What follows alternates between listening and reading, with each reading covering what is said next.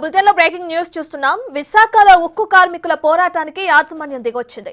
తొలగించిన కాంట్రాక్ట్ కార్మికులను యథావిధిగా కొనసాగిస్తూ నిర్ణయం తీసుకుంది యాజమాన్యం. కార్మిక సంఘాల నేతల సమక్షంలో ఈ మేరకు యాజమాన్యం అంగీకరించింది. అంతేకాదు అందుకు సంబంధించిన నోటీస్ కూడా విడుదల చేశారు రీజనల్ లేబర్ కమిషనర్.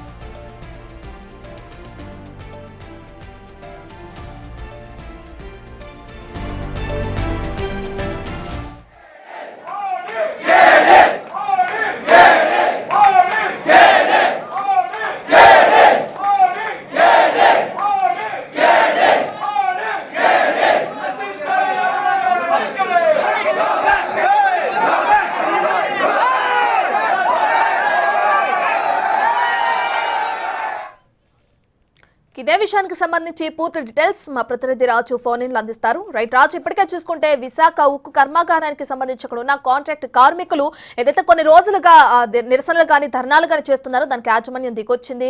తిరిగి వాళ్ళని యథావిధిగా వర్క్ లోకి జాయిన్ చేసుకొని ఉన్నారు. దీనికి సంబంధించిన నోటీస్ కూడా విడుదల చేశారు కదా, అసలు నోటీసులో ఏముంది, దానికి సంబంధించిన పూర్తి డీటెయిల్స్ ఏంటి రాజు?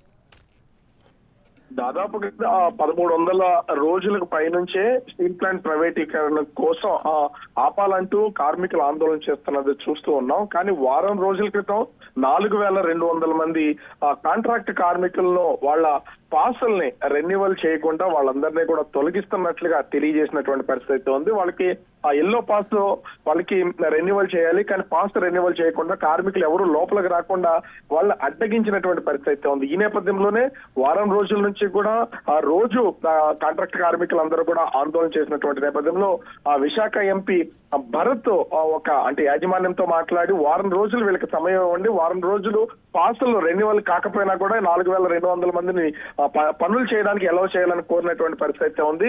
కానీ అంటే తాత్కాలికంగా 3 రోజులు ఎలవ్ చేసిన తర్వాత యాజమాన్యం నుంచి స్పష్టమైనటువంటి హామీ రాకపోవడంతో మొన్న మధ్యాహ్నం 12 గంటల సమయంలో మొత్తం 4200 మంది కార్మికులు కూడా అటు ఈడీ వర్కర్స్ బిల్డింగ్ ని పూర్తి స్థాయిలో ముట్టడించడం, అక్కడ ఉన్నటువంటి కార్యాలయం అద్దాలు పగలగొట్టి దాదాపుగా 10 గంటల వరకు అంటే మధ్యాహ్నం 12 గంటల నుంచి అర్ధరాత్రి 2 గంటల సమయం వరకు వీళ్ళ కంటిన్యూగా ఈడీలో ఆ కార్యాలయం లోపల ఉన్నటువంటి అందరినీ కూడా బంధించి బయటికి రాకుండా వీళ్ళు ఆందోళన చేసినటువంటి పరిస్థితి ఉంది.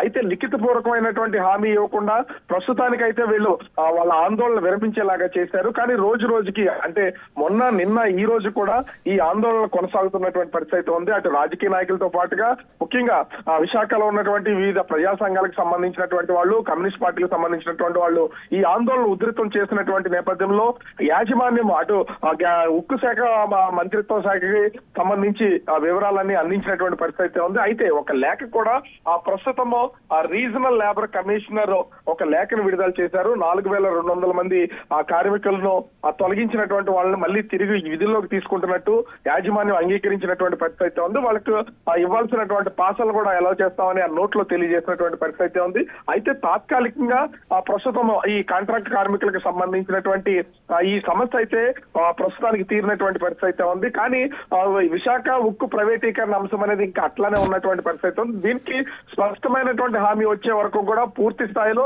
ఈ ఆందోళన కొనసాగే అవకాశం అయితే కనిపిస్తుంది. Ratna. Right, thank you Raju.